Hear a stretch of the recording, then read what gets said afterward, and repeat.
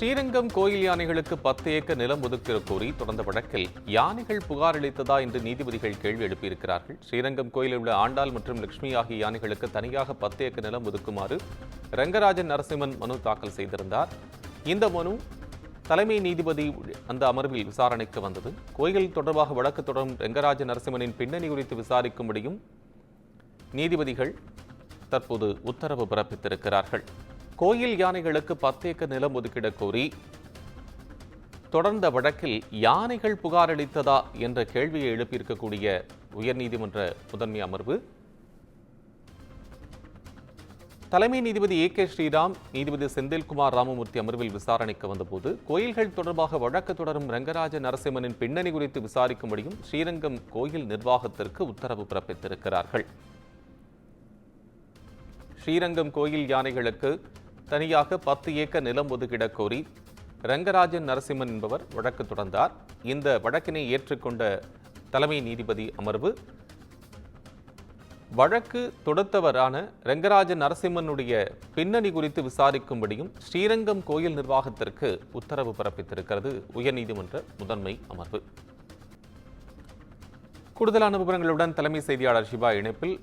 சிவா, இப்போ ரங்கராஜன் நரசிம்மன் மனு மீது கருத்துக்களை சொல்லியிருக்கக்கூடிய முதன்மை அமர்வு அதே சமயம் அவருடைய பின்னணி குறித்தும் விசாரிக்க சொல்லும்படி கருத்துக்களை கூறியிருக்கிறாங்க.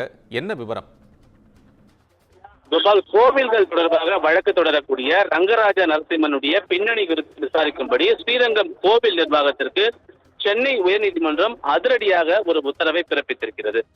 ஸ்ரீரங்கத்தை சேர்ந்த ரங்கராஜ நரசிம்மன் கோவில்கள் தொடர்பான வழக்குகளை நீதிமன்றத்தில் தொடர்ந்து வருகிறார். கடந்த 2022ஆம் ஆண்டு சென்னை உயர்நீதிமன்றத்தில் ரங்கராஜ நரசிம்மன் தொடர்ந்திருந்த வழக்கில் ஸ்ரீரங்கம் கோவிலில் உள்ள ஆண்டாள் மற்றும் லட்சுமி யானைகளுக்கு என தனியாக 10 ஏக்கர் நிலம் கொள்ளிடம் ஆற்றின் கரையிலோ அல்லது தகுந்த இடத்தில் ஒதுக்கி யானைகளை பராமரிக்க உத்தரவிட வேண்டும் என்று ஒரு மனுவை தாக்கல் செய்திருந்தார்.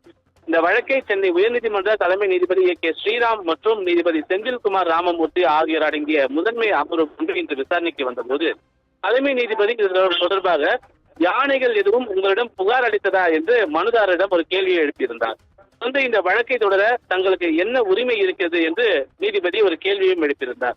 இதற்கு பதிலளித்த ரங்கராஜ நரசிம்மன் நேர்மையான முறையில் தான் இந்த வழக்கை தொடர்ந்துள்ளேன் என்று தெரிவித்தார். வழக்கு விசாரணையின் போது வனத்துறை தரப்பில் வழக்கறிஞர்கள் ஸ்ரீனிவாசன் மற்றும் சாதிக் ஆகியோரும் ஸ்ரீரங்கம் கோவில் சார்பில் மூத்த வழக்கறிஞர் ஸ்ரீராம் ஆஜராகியிருந்தனர். இதையடுத்து மனுதாரனுடைய பின்னணி குறித்து விசாரிக்க ஸ்ரீரங்கம் கோவில் நிர்வாகத்திற்கு உத்தரவிட்ட நீதிபதிகள் வழக்கின் விசாரணையை மார்ச் 13ஆம் தேதிக்கு ஒத்திவைத்து ஒரு உத்தரவு பிறப்பித்திருக்கின்றனர். கோபால்.